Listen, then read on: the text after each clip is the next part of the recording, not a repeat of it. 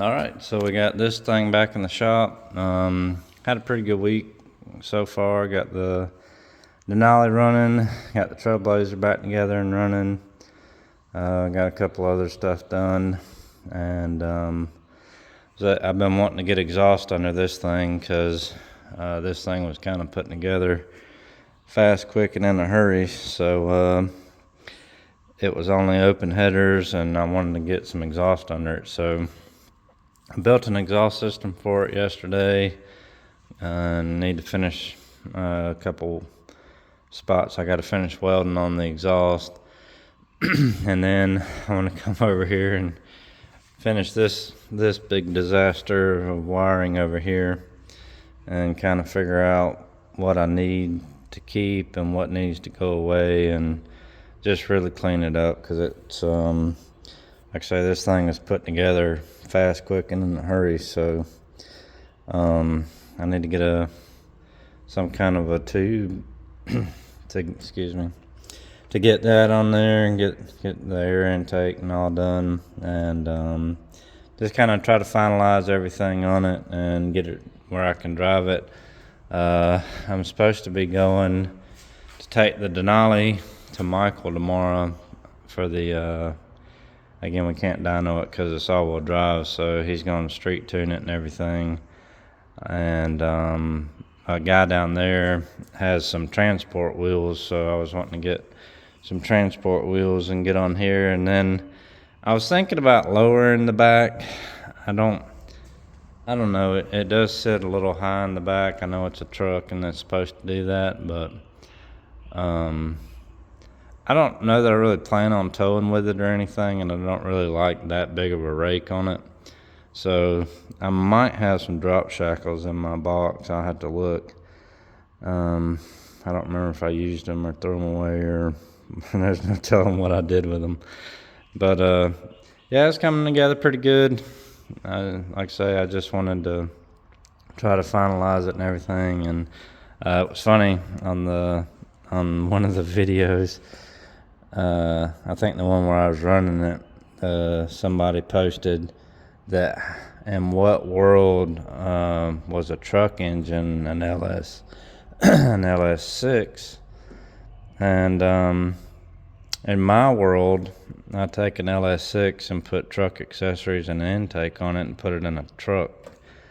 So it's just funny to me how people don't take just a second to try to research or look at anything. They just see a picture and immediately have to comment, you know. So I mean, this is an aluminum LS6 out of my CTSV. I mean, if you go back and watch, you can see the videos where I pulled it out and put it in this truck. You know, it's not like an LS6. It's not a 5.3. You know, it is a true aluminum LS6, 90,000 mile engine that I put in a beat up old pickup truck. So anyway, people are gonna be people. But that runs pretty good. It's still a little louder than I wanted it to be. I figured it's a stock muffler with a resonator. Basically, it's what was left over of the exhaust that was taken out of that Denali. And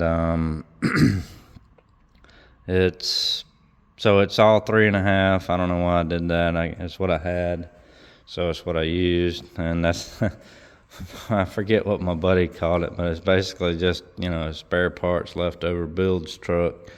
So I just had 3.5 inch from the Denali, and then I had a guy from church had given me a 3.5 inch tailpipe for a 6.7 Ford. I have no idea where he got it from, but he gave it to me, so I cut that up and used it as from the driver's side to the crossover, and it turned out pretty decent. I mean, it's 3.5 is a pretty big pipe for a stock LS6, but I thought that that stock muffler was going to be a lot quieter than it is, but it's kind of loud. But you know, it's not as loud as with the open headers. But if you did see the video where I fired it up and with it uncapped and everything, if you haven't seen the video with the guy that's outside and has a small block Chevrolet on an engine stand with up and forward headers, and he's trying to start it with a screwdriver. He shocks himself, and then he gets it running. He grabs a hold of the throttle, and he's just sitting there revving it up, and he's talking, but you have no idea what he's saying, because it's got an uncapped small block on the stand.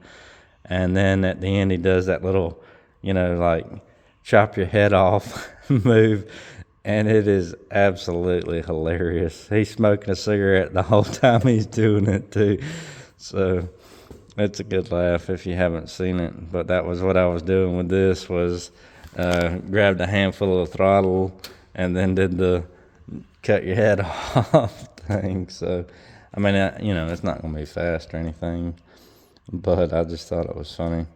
So got a lot going on around here. Got a lot done, a lot in and out here lately. Got some stuff coming down the pipeline. So don't want to, say what's going on behind the scenes, but hopefully got some good stuff going on and coming down the pipeline. So we'll have update videos on all that when it comes to fruition. But I'm sure that all the talk about the exhaust, we got to hear it sound. So I'll see if it will crank up. I gotta get a new door handle. This poor handle is just destroyed.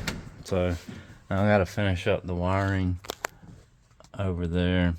So that's where my speedometer is. I gotta figure out the VSS.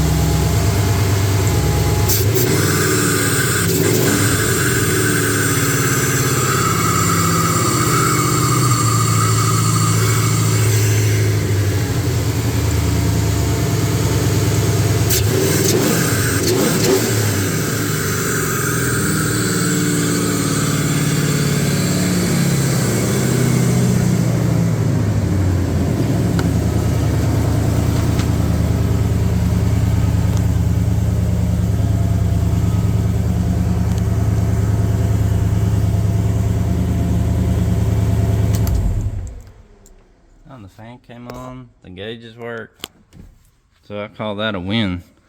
I got it, like I say, I do want to hook up the speedometer. I'm hoping I can do like I did on the Jeep and either take the VSS signal from the ECU and send it, or if I have to take the VCU from the transmission and split it, because I didn't know you could do that, but apparently you can. So these are the VSS wires to the truck. I gotta go look up which ones I need, which is the input. So I'm gonna try it from the ECU first. If that doesn't work, then I'm gonna split the signal from the transmission and do that. So, but yeah, I got a lot of cleaning up on this wiring to do. Like I said, I didn't know what all I was gonna need, and I mean it looks absolutely horrible. So, but I mean a little bit of tape and loom, and just kind of thin out what we don't need, and just tidy up the rest. Oh, and I do have to put the OBD2 port inside. So and I haven't ported that throttle body yet. I was looking, I don't even have it bolted on. There's not even any bolts holding the throttle body on. That's why I was pushing against it. But I think there's one at the bottom. Okay, I got two holding it on. So half's better than nothing. But it's not whistling like that other truck was, the step side truck. So I guess I don't have to port that one out, or maybe when I put the intake tube on it, it might make it worse. So I just have to see what it does. But anyway, it runs now. It has exhaust under it, and it's a lot more tolerable if I need to start driving it. So I do want to start driving it. That's one of the things coming up that we'll talk about. Hopefully, it's supposed to happen tomorrow, and then you'll know if there's a video or not.